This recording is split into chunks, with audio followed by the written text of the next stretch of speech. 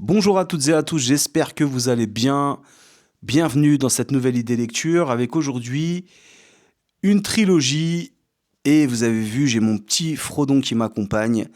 Pour ceux qui ont reconnu, bien évidemment, une trilogie, grand classique de la littérature de fantasy, une œuvre majeure, sans exagérer, une œuvre majeure de la littérature.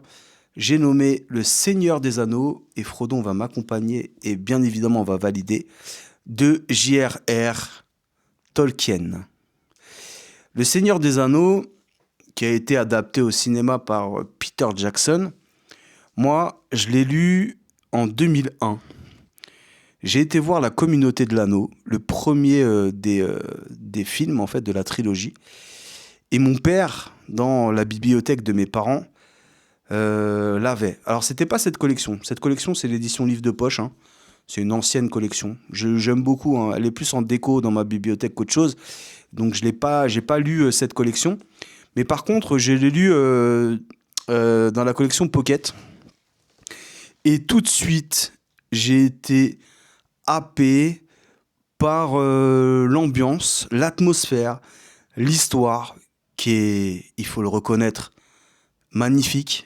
Euh, et du coup, bah, j'ai lu en fait les trois tomes je crois, en 2 semaines, même pas. Alors j'étais jeune hein, quand je l'ai lu, j'avais 18 ans. J'étais pas trop habitué à lire, en plus plusieurs tomes, donc plus de 1000 pages. Et j'ai été littéralement absorbé dans l'histoire. J'ai été littéralement hypnotisé en fait par l'histoire de J.R.R. Tolkien. Même si, il faut le reconnaître, Le Seigneur des Anneaux, ce n'est pas en fait le livre le plus difficile à lire, mais ça reste du Tolkien, donc ça reste très dense en termes d'écriture, et il y a énormément de noms, de chansons, il y a énormément en fait de choses à retenir. Alors, un calepin n'est pas de trop quand vous lisez du J.R.R. Tolkien. J'avais déjà lu Bilbo le Hobbit, et d'ailleurs je ferai une revue dessus, et j'ai lu aussi le Silmarillion, qui est encore un cran au-dessus. Mais Le Seigneur des Anneaux, c'est vraiment le livre, la trilogie de livres qui m'a le plus marqué dans mon adolescence, dans mon adolescence. J'étais un jeune adulte. Voilà, et je le recommande sincèrement à tout le monde, si vous ne connaissez pas.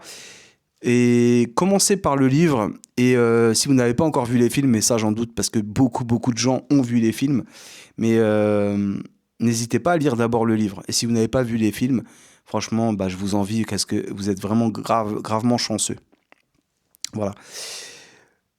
Au temps de Swift et de Lewis Carroll, un nouvel auteur de récits fantastiques est apparu. Il se nommait J.R.R. Tolkien. Mais en Angleterre et aux USA, où ses lecteurs sont plus de 50 millions et ses fans se groupent en club, on l'appelle le Seigneur des légendes. Car son livre, inouï, fabuleux, inclassable, enchanteur, Le Seigneur des Anneaux, est réellement la plus grande saga féerique des temps modernes. Je valide à 100%, et vraiment à 100%, et même cinématographiquement, pour moi c'est un de mes films préférés, une de mes trilogies cinématographiques préférées. Je valide à 100% la quatrième de couverture. C'est vraiment quelque chose de fabuleux, Le Seigneur des Anneaux. Je vais vous lire un petit passage, et on va lire le début. On va lire le début, allez. Petit 1 des Hobbits. Ce livre traite dans une large mesure des Hobbits, et le lecteur découvrira dans ces pages une bonne part de leur caractère et un peu de leur histoire. On pourra trouver d'autres renseignements dans les extraits du livre rouge de la Marche de l'Ouest, déjà publié sous le titre Le Hobbit. La présente histoire a pour origine les premiers chapitres du livre rouge composé par Bilbon lui-même, premier hobbit à devenir fameux dans le monde entier. Il leur donna pour titre Histoire d'un aller et retour, puisqu'il traitait de son voyage dans l'Est et de son retour, aventure qui devait engager tous les hobbits dans les importants événements de cet âge, ici rapportés. Mais maintes lecteurs voudront sans doute en savoir dès lors davantage sur ce peuple remarquable. Certains peuvent aussi ne point posséder le premier livre. À l'intention de telles personnes, nous réunissons ici quelques notes sur les points les plus importants de la tradition hobbit et nous rappelons brièvement la première aventure. Les Hobbits sont un peuple effacé mais très ancien, qui fut plus nombreux dans l'ancien temps que de nos jours, car ils aiment la paix, la tranquillité et une terre bien cultivée. Une campagne bien ordonnée et bien mise en valeur était leur retraite favorite.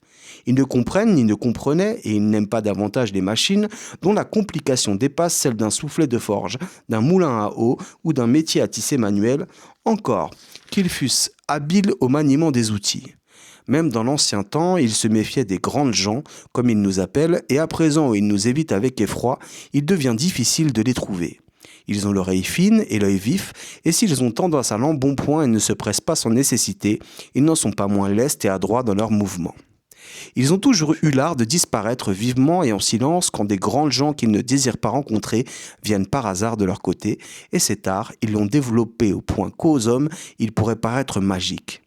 Mais les hobbits n'ont en fait jamais étudié de magie d'aucune sorte, et leur caractère insaisissable est dû uniquement à une habileté professionnelle que l'hérédité et la pratique, ainsi qu'une amitié intime avec la terre, ont rendu inimitable pour les traces plus grandes et plus lourdes. Voilà, c'était dur, vous avez vu, hein, c'était très dense, même à lire c'est dense. Et c'est que le début, c'est que la première page.